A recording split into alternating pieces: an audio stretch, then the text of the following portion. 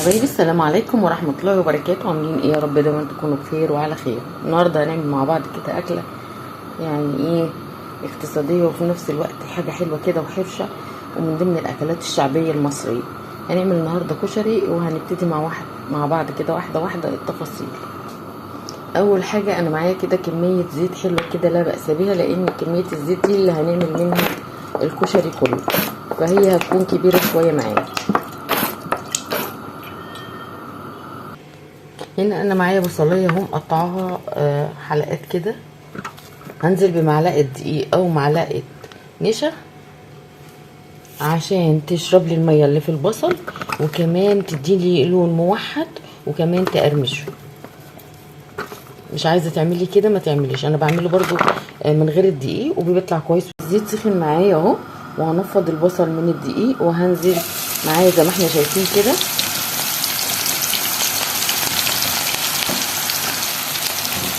هوطي بقى النار علشان ما يتحرقش مني، وكل شويه اقلب فيه. هفضل اقلب فيه كده كل شويه علشان خاطر كله يبقى لون واحد، وكمان يقرمش معايا.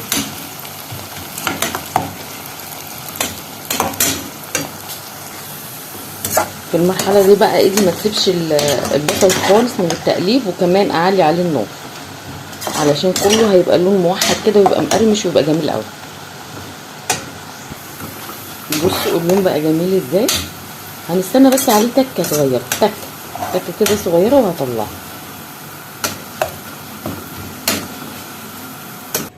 بصوا انا حمرت كله ازاي لون واحد كده وجميل ومخروش ازاي. بصوا اهو طلعته كده وحطيته على مناديل علشان خاطر يتشرب الزيت الزياده، ويبقى افضل معايا كده مقرمش.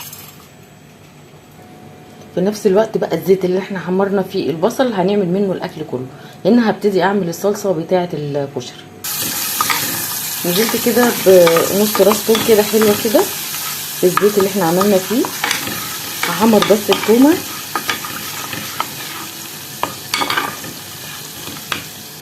على ما تحمر التومه انا كنت عامله عيش شامي كده. هحمر ايه شويه، انا قطعتهم زي ما احنا شايفين كده. هقطعهم بقى ايه كده، واحمرهم بقى في الزيت اللي هو الباقي معايا. بصوا اهو لازم يبقى الزيت معايا سخن، هو كده كده لسه يعني واخده منه حبه عشان خاطر اعمل الصلصه بتاعت الصلصه بتاعت الكشري.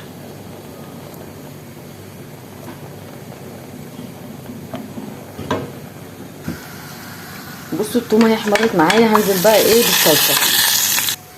انا اهو طلعت العيش، هرش عليه شويه ملح وشويه كمون بس. هنزل برشه كمون عشان اطعم العيش بتاعي واحيقه كده يبقى طعمه حلو وانا باكله. كمان رشه ملح بس. هنا بعد ما حمرت العيش هنزل بشويه شعريه. انا مش عايزه اكتر، هما طبقين بس كده على قد اليوم. هقلبه.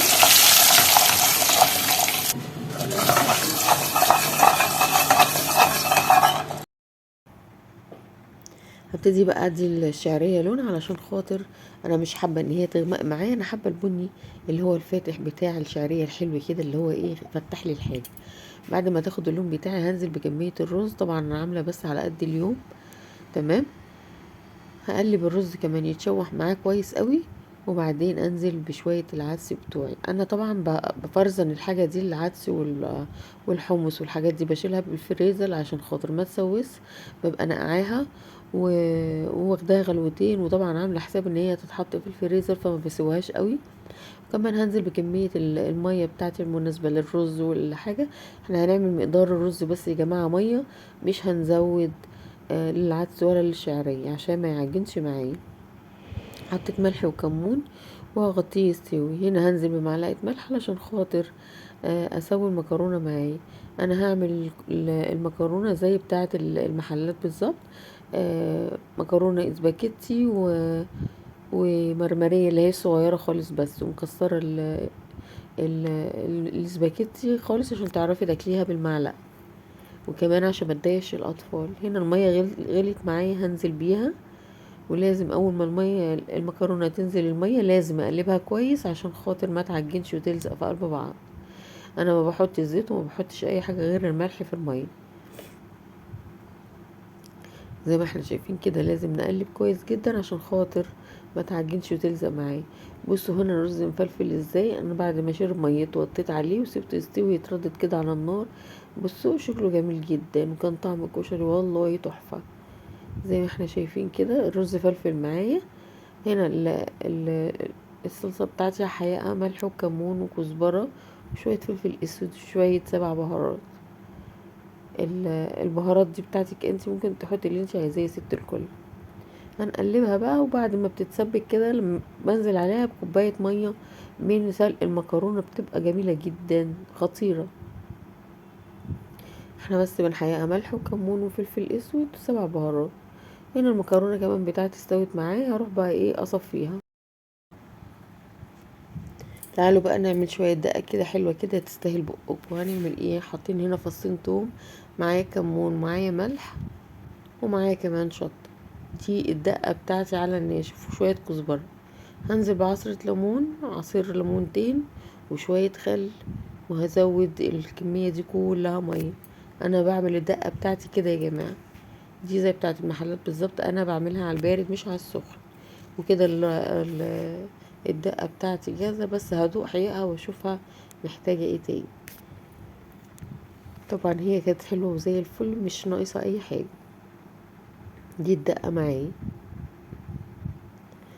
جيت اعمل حمص ما لقيتش للاسف. انا دايما بقول لكم بفرزنه في الفريزر عشان ما يسويش معايا. هنا المكرونه استوت اهي. بصوا اقطم عليها كده بايديا، الاقيها ايه اتقطمت، يبقى كده استوت. هنزل بشويه زيت من اللي كنت شايلاهم عليها علشان خاطر تفضل مفلفله وتديني كمان اللمعه الحلوه دي. معايا في المكرونه، يعني وقت ما تحبي تغرفي في اي وقت هتلاقي المكرونه معاكي مش لازقه في بعضها، وهتبقى سهله في الغرف، وهتبقى حلوه قوي. هنا بقى هنبتدي نغرف. هنا حطيت الرز والعدس في الاول، وعلى حسب اللي انتي بتحبيه. إيه، في ناس بتحب الرز اكتر من المكرونه، وفي ناس بتحب المكرونه اكتر من الرز، فاللي تحبيه حطيه. هبتدي بقى احط المكرونه هنا على الرز. كان طعمه والله العظيم جميل جدا. زي ما احنا شايفين كده المكرونه مفرفطه وحلوه وجميله. يوم سهل كده وبسيط كان. الواحد ساعات بيبقى محتاج اكل حرش، مش شرط يعني كل يوم لحمه وفراخ. حاجة جديدة يعني، مش حاجة جديدة ولا حاجة، بس حاجة يعني عامل زي فاتح الشاي والله. بصوا الوجبة جميلة ازاي، عملنا بصوا البصل جميل ازاي، وده العيش اللي احنا حمرناه، وده طبق الكشري بتاعي. انا بخلي الصلصة برا علشان طبعا ممكن ما تكمليش الطبق كله، فاحط على قد ما هتاكلي. عشان ما يترمش منك حاجة حرام، احنا بقينا في وقت غلا. ودي حبة شطة كده عملتهم، مرضتش اعمل اللي هي بالزيت، ودي الصلصة وحبة الدقة بتوعنا. كان يوم جميل والله العظيم، كان طعمه زي العسل. اهو حرشنا بطننا شوية بدل الطبيخ والحاجات اللي انتوا فاهمينها دي. حاجة سهلة كده وبسيطة، ان شاء الله تعجبكم وتنولوا عجبكم. حبة كشري سهلين وبساط، ما تروحيش تجيبي من بره وتدفعي 100 ولا 150 على حبة كشري، ملهمش مش مكلفين يعني حاجة. هنا زي ما احنا شايفين الرز بتاعنا مفرفط وجميل اهو. دي كانت وجبتنا النهاردة، يا ريت تدعموني وتشتركوا في القناة، والتعليق الحلو اللي بيفرح قلبي، وبالله عليكم اللايك. والسلام عليكم ورحمة الله وبركاته.